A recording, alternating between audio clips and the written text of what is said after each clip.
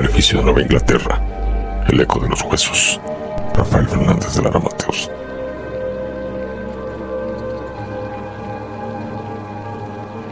Dedicatoria a los que han sentido el frío antes del grito, a quienes, al cerrar los ojos, no han encontrado paz sino memoria, a los que saben que hay maldiciones que no mueren, solo esperan. Nota del autor.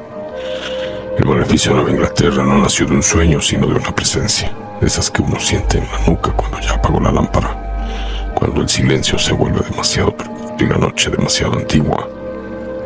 Escribí esta historia con la intención de incomodar, no con gritos ni sangre fácil, sino con susurros que se clavan despacio. Quise que el lector caminara por mansiones que respiran, por linajes que se pudren en secretos, por tierras donde la verdad fue enterrada, pero nunca olvidada. Si al cerrar este libro sientes que algo quedó contigo, quizás no sea solo ficción. Gracias por atreverte a leer en la oscuridad. Nos vemos del otro lado del espejo. Prólogo. Los huesos del mundo, mucho antes de que el hombre levantara templos o que el bosque aprendiera a guardar silencio, algo se movía entre las grietas de la tierra. No tenía nombre, no tenía rostro, era solo hambre. Los pueblos antiguos, aquellos que aún hablaban con los ríos y entendían los sueños del viento, sabían que existía un lugar al norte, donde los árboles crecían torcidos y la luz del sol se detenía. Allí no se cantaba, no se lloraba. Allí se esperaba. Las mujeres más viejas de la tribu Abenaki contaban a los niños un relato que jamás estaba completo, porque quien conocía el final no vivía para contarlo.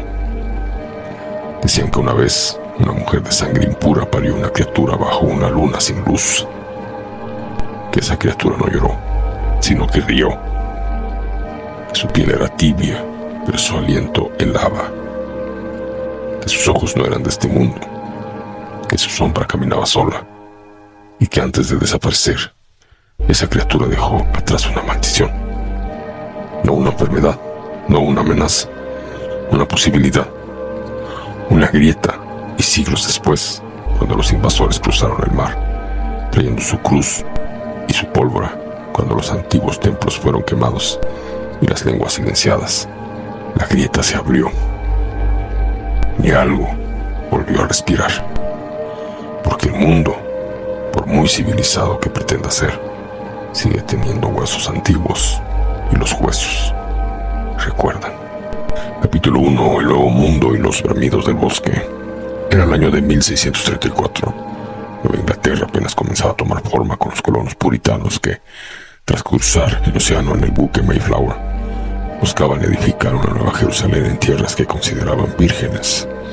Eran hombres y mujeres que huían de las persecuciones religiosas y del caos político en Europa, y que traían consigo una fe férrea y una visión utópica.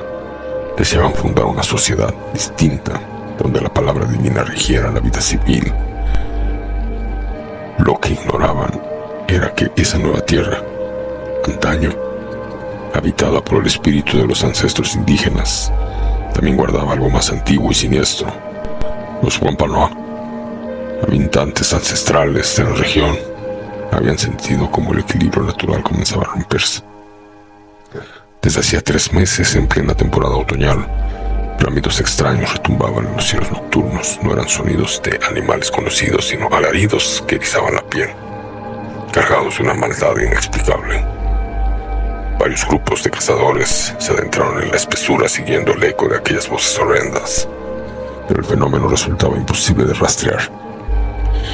Cada noche el origen del ruido parecía trasladarse a otro punto del bosque, como si el mismo mal jugara con sus perseguidores, y lo hacía con astucia, como si supiera que ya era hora de manifestarse. Lo que estaba por nacer no era humano. Desde el interior de un capullo suspendido en el aire, tejido con hilos de seda tan gruesos como cuerdas, se gestaba una entidad. Aquella envoltura sangrante no contenía a un ser cualquiera, sino a una criatura híbrida, una mujer descendiente de linajes oscuros y antiguos.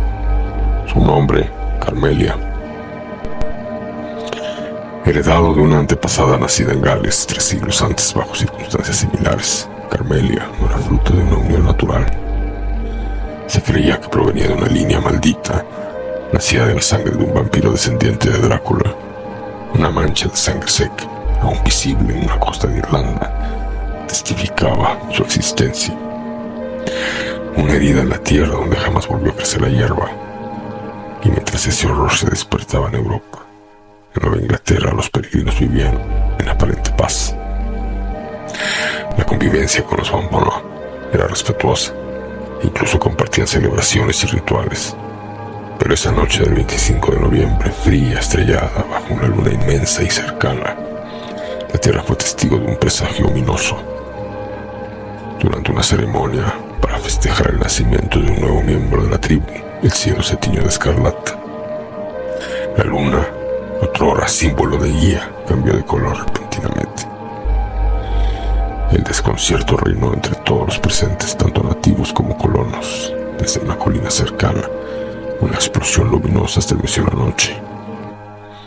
Llamas flotantes iluminaron el bosque y desde ellas emergió el capullo gigante. Sudaba sangre, palpitaba y no descendía ni ascendía, simplemente flotaba, anunciando su monstruoso contenido.